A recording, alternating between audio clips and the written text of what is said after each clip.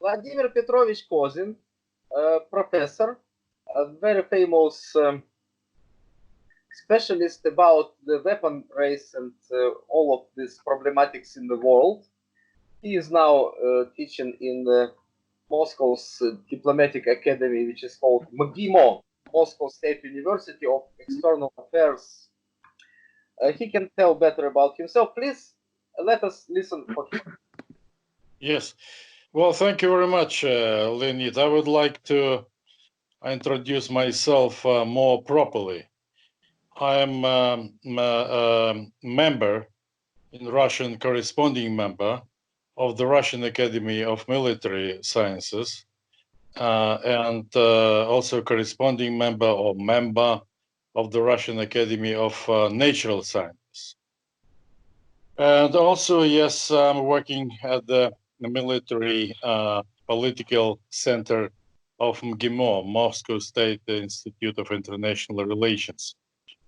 You were absolutely right when you mentioned the fact that I talked to a number of people from abroad concerning various types of arms race, which is unfortunately sweeping the entire planet, especially in the nuclear field. Actually, nuclear arms control process has stalled, and there are no major breakthroughs in this domain. For example, if you just catalog the major achievements in this particular field, you will see all negative signs because the INF Treaty has been unilaterally scrapped by Washington. The United States of America also unilaterally withdrew from the Iranian nuclear deal. It failed to ratify the Comprehensive Test Ban Treaty. It also failed to ratify Conventional Forces in Europe Treaty 1A, 1 Alpha. And in the Nuclear Posture Review of 2017, the United States expressed readiness to resume nuclear tests at Nevada desert. If you examine carefully the current nuclear strategy of the United States, you will see 14 different grounds for using nuclear weapons. Amongst these 14 cases or 14 reasons or grounds, 6 grounds are directly involved of using nuclear weapons in any scenario Washington so desires. For example, when there is a technological breakthrough, or when there might be another adversaries, or any kind of other tricky things. So the danger is very serious and very disturbing. Though I understand that the corona viruses is also a dangerous thing, and we have heard, as it stands for today, that more than 1 million people across the planet have been infected, and more than 50,000 already died, passed away. But unfortunately, if nuclear explosion, be it of limited type or in all-out war, there will be much more losses, material and human as well. And recently, Western experts have predicted that an all-out war between major nuclear powers may reach 34 million people killed, and 57 million people injured. That is much more than the coronavirus results, negative results. So what shall we do? The idea is to convene later this year, presumably in September this year, in New York City, New York, in the premises of the UN General Assembly, a special summit concerning arms control and other issues of paramount importance. But I'm personally, I'm not an optimist that all P5, a permanent five of UN Council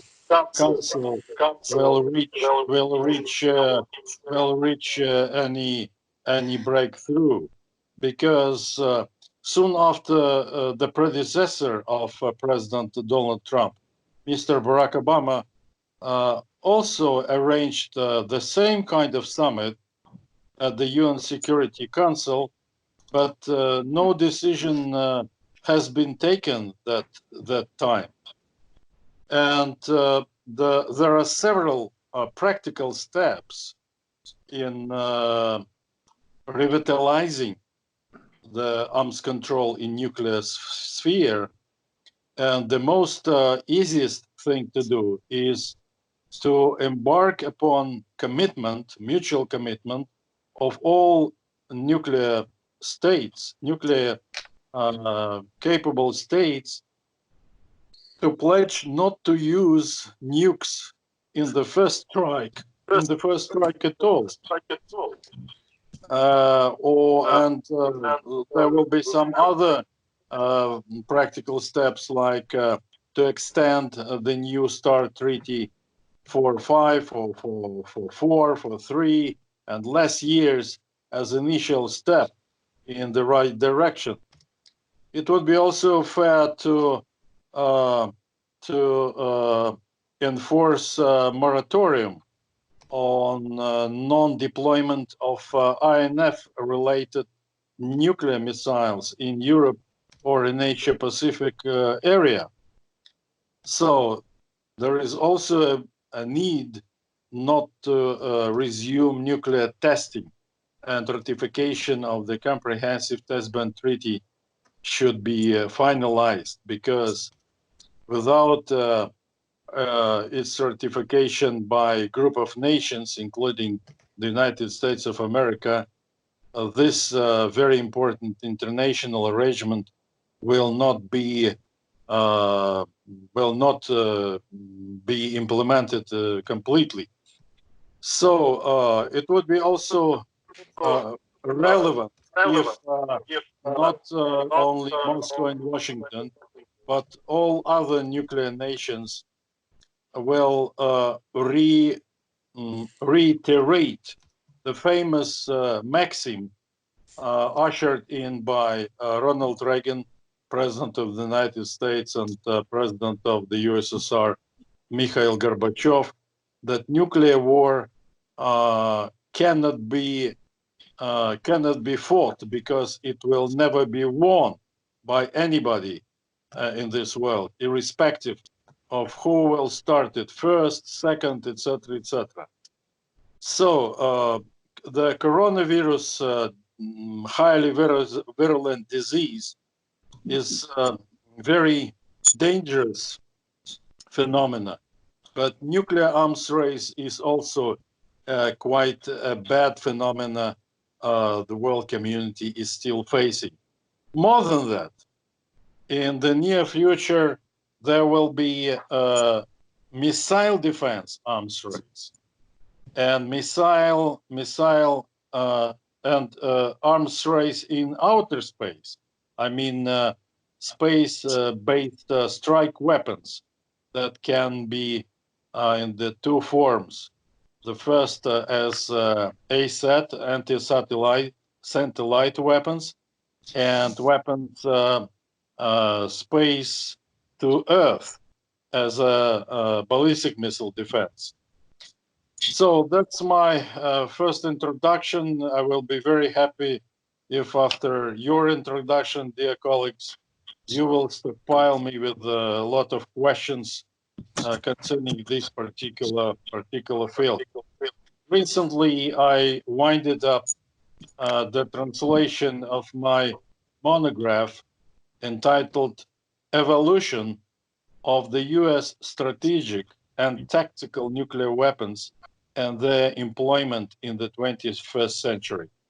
The Russian volume had 1,080 pages. The English translation is much larger.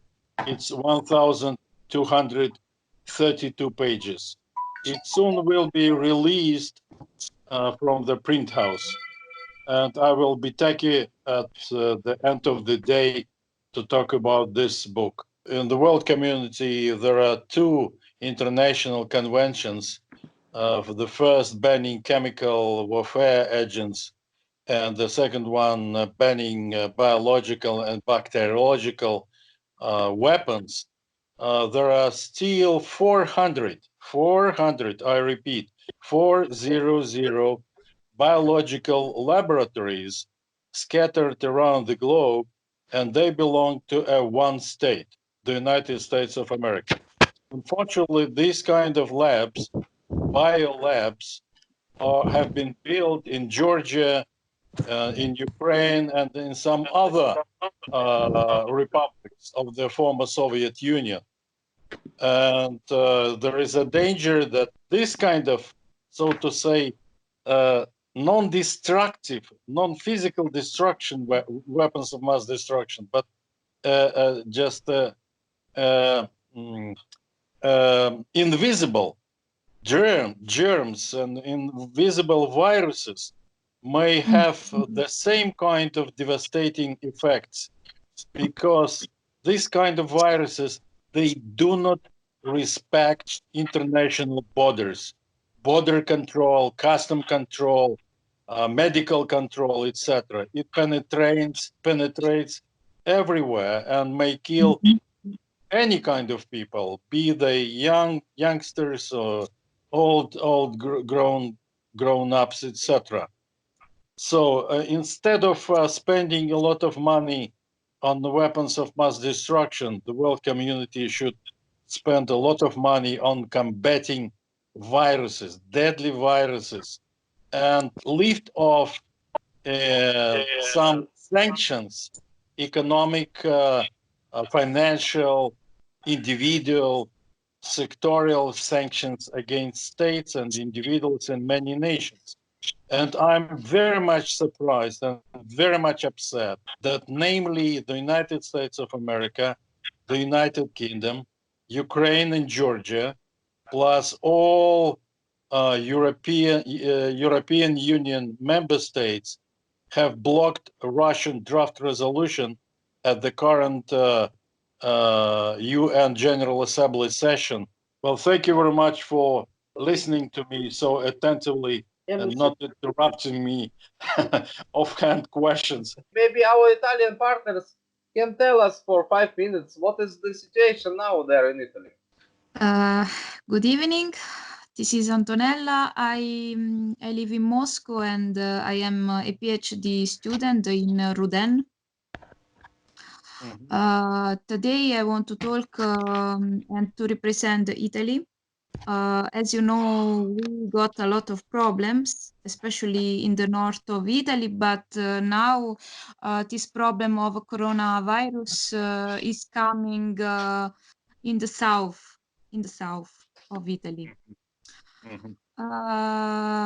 I would like to thank Russia because it's giving us a very big help.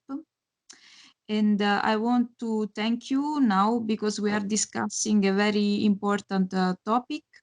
With me, there is my colleague, Diego Chullo. He is the president of a very important association of volunteering in Italy. Is helping people to get medical support. And yes, I mean, we would like to find a sort of a cooperation with Russia. Maybe it can be a great opportunity to create some future cooperations. That's why if you are connected with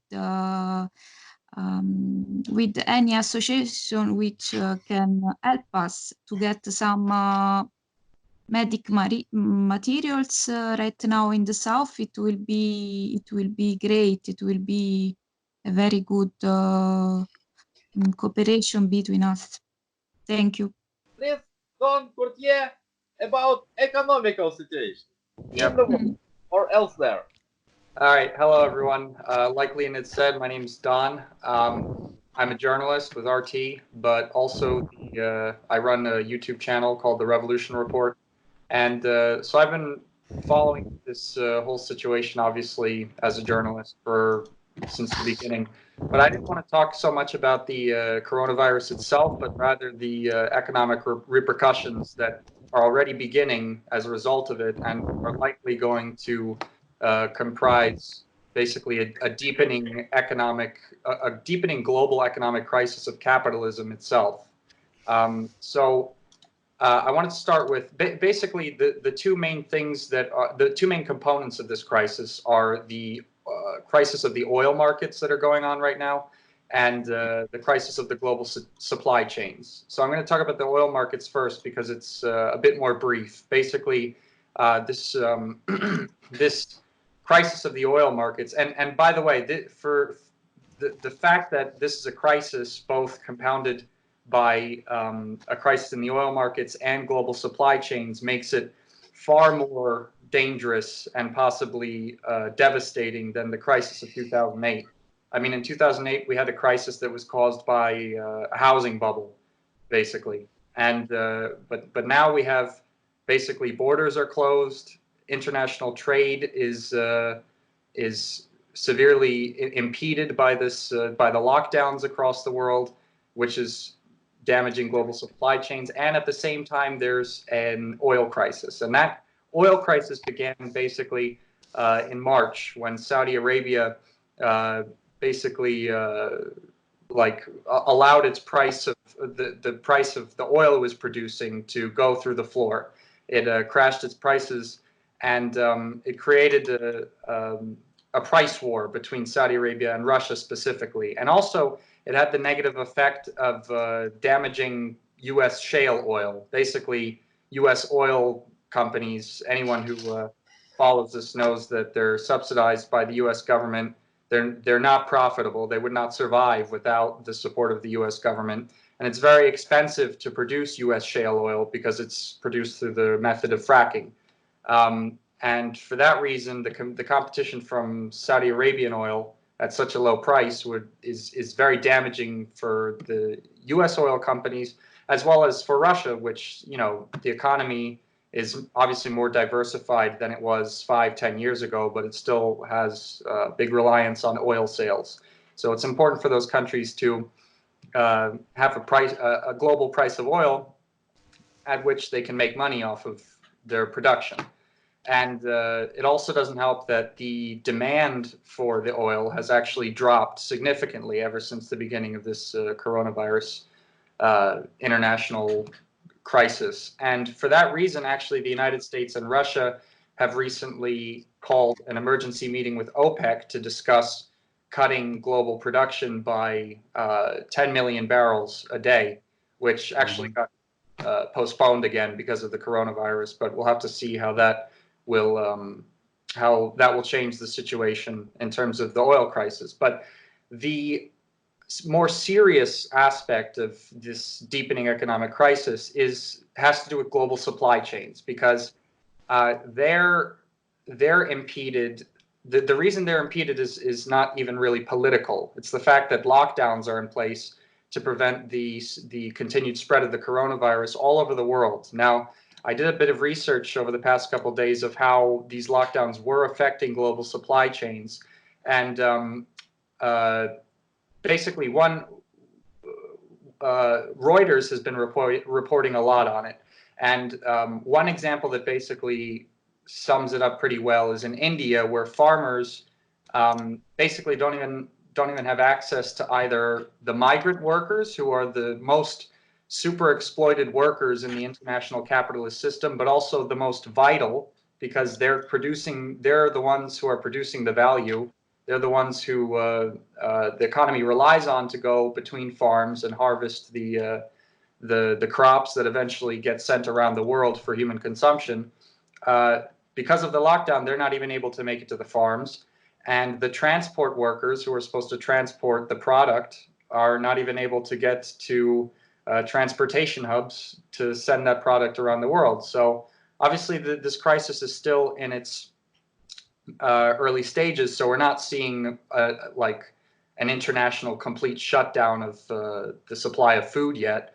But that's a serious possibility if this crisis continues in the way that it is right now in its current condition. And it's causing lots of food to rot. Farmers in India are having to feed their cattle with stuff like strawberries and lettuce, just because otherwise it would go bad. And to give you an idea of how serious the problem with migrant workers is, the fact that they can't make it to their workplaces, it's the total amount of people affected, according to Reuters, is 450 million. Oh, sorry, not according to Reuters, according to Human Rights Watch. 450 million migrant workers around the planet are either being laid off or having their salaries lowered as a result of lack of work. And these are people who are working, so basically only to have subsistence. Like, they don't make very much more than they need to survive in the first place. And not only does that cause the bottom of the international trade system to fall out, but it also creates a huge demographic of workers who are very angry at their situation. But I'll get to that later. You know, and another thing is that the Western media is talking about how hard companies are suffering through this and everything, but it's really the workers that are really being screwed in this situation. In Myanmar, Cambodia, and Bangladesh, there are hundreds or maybe even thousands of workers who have been suspended and haven't even been paid for work they've already done by the companies that employ them, because you know, for one, they're trying to maximize profit, and for two, they don't get very much profit to begin with from the first world companies that employ their productive labor. So, and then there's also the problem of workers in the first world. I'll use the United States as the example because I'm American and that's the focus of stuff I understand in the Western world. Since the end of March, nearly 10 million Americans filed for unemployment. This is according to the U.S. Department of Labor. And that statistic is basically record-breaking. And it's a lot higher than economists thought it was going to be at this point just a month or two before. They thought it was going to be around 4 million.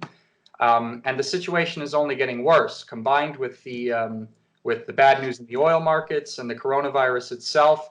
The stock market is continuing to crash, and this is even despite efforts by the US government to stimulate the economy. And let's not forget that this economic crisis began when the Federal Reserve of the United States, its interest rates, which are basically decreased in order to stimulate investment, was near zero already. So they had almost no recourse to do anything to help the situation.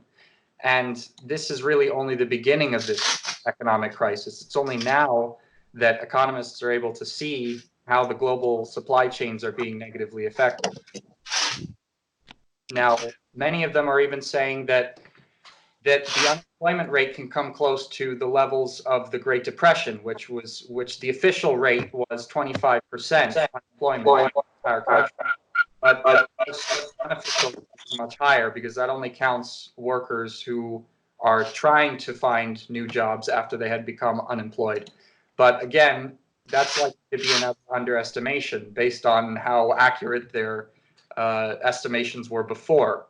The Great Depression is a good landmark or a good reference point for this current crisis, because one of the main reasons for the crisis occurring is very similar to that of the Great Depression. In the Great Depression, international trade was paralyzed by tariffs that between the major great powers of the world. All the imperialist countries, they put tariffs on each other, and it completely paralyzed international trade. Now, the coronavirus is kind of playing that same role. It's paralyzing international trade in a similar manner.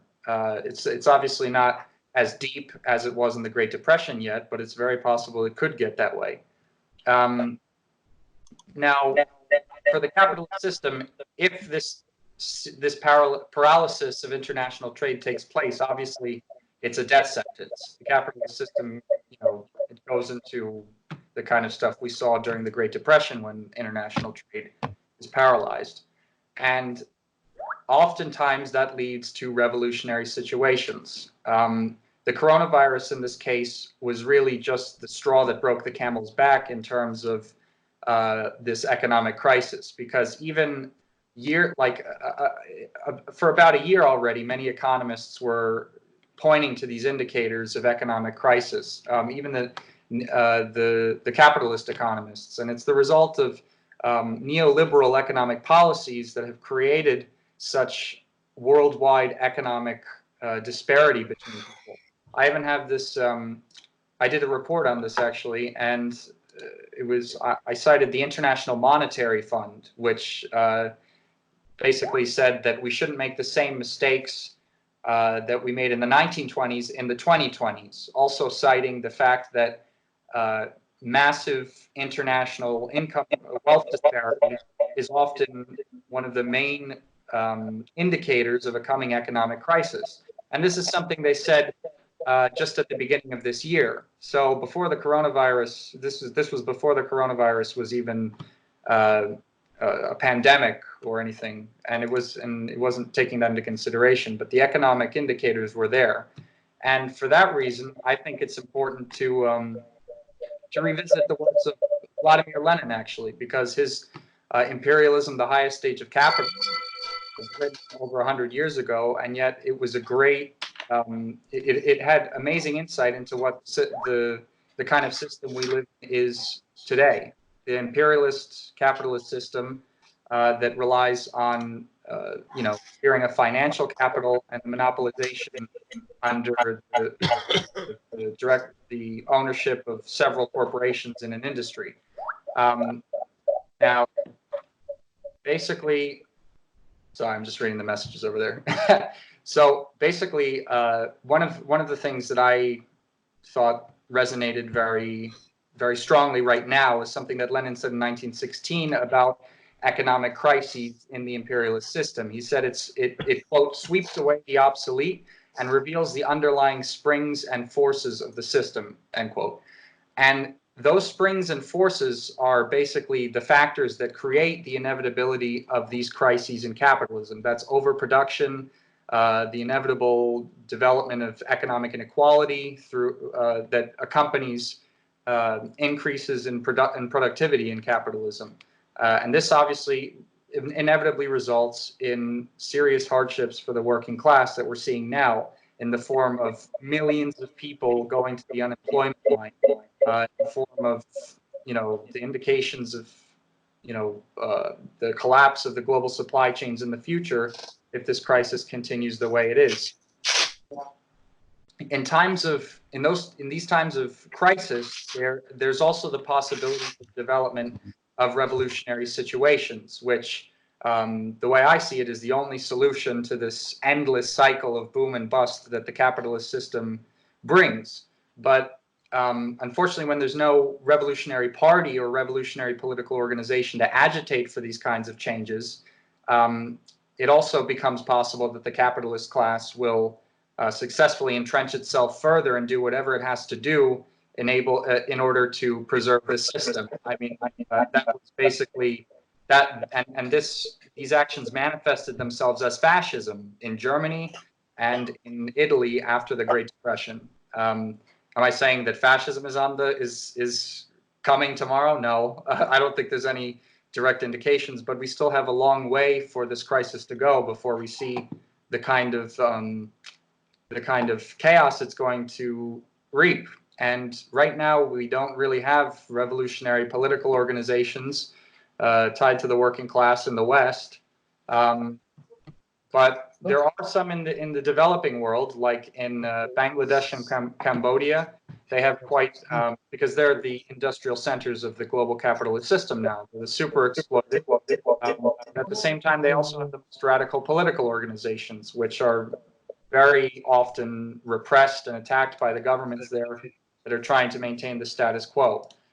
But if they were to be successful, that would certainly put a huge that would certainly significantly damage the current international imperialist capitalist system as we know it today. But my last point is basically that the stuff we have seen in terms of how countries have been dealing with the coronavirus, as well as the economic repercussions that have already shown themselves.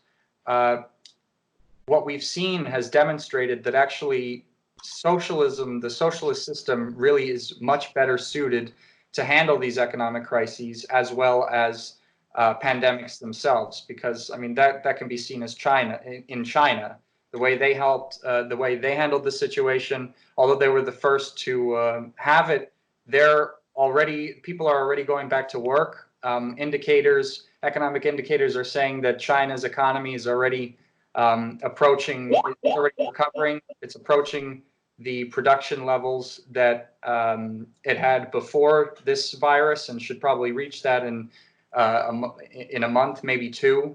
And that crisis there did not start very much earlier than what's going on in America and Europe right now, where a lot of experts are saying that we have not even seen the worst of this pandemic yet. And so that I really think has to do with the ability of a government in socialism, which has so much planning capabilities and so much, and is already extended into most of the economy, the capabilities it has to control situations like this. I mean, you could see how China built, I think it was like 6 hospitals in just a span of several days for each one of them to handle this virus. I've never heard of anything like that, any construction feat like that occurring in the United States. But I was really shocked, and many people all around the world were at that. And the World Health Organization even highly praised China's response to it. Dear friends, what if we give some word of greetings and say about situation in Lugansk People's Republic? Vladimir наш... Andrei. Андрей Владимирович, что я это сам? Андрей Владимирович, скажите, please tell people what is going on there. Oh, as in the rest of the world, the quarantine. So we have majority of our people to stay at home till 19th of April, according to the last orders. But anyway, we are still inactive in our international activity. So I think and I hope that life is still go on. And so we look further to be involved in any international activity. I mean our Federation of Trade Union. So, Andrei Vladimirovich, what trade unions play now? What is the role in this situation that people have to sit at home? Maybe trade unions try to supply people with some necessities. You see, the situation is so difficult for all groups of workers and all groups of people. So because we are the part of our society, we have to work with it.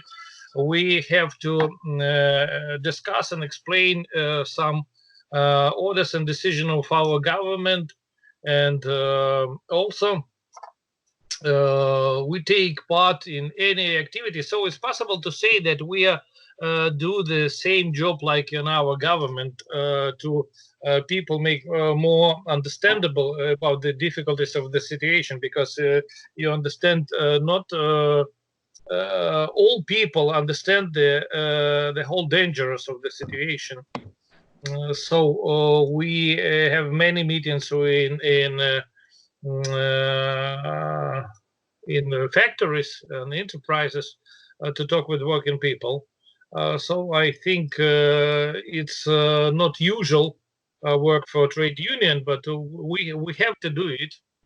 Andrei Vladimirovich, what is the situation there from Ukrainian side, which is subject to the rule of government of Kiev? Do they shoot on the people still from their artillery, etc.? We have heard news about. You see, they still use artillery, and just 2 days ago it was hard bombing in Gorlovka, also in the one part of Donetsk. So they not even to try to stop. But this is already our part of the line. We have everything. We have tests. We have some special hospital for people with coronavirus, and we are ready for the situation. But thanks God, in Lugansk we have only one people with this disease, and in Donetsk already 3 people with coronavirus.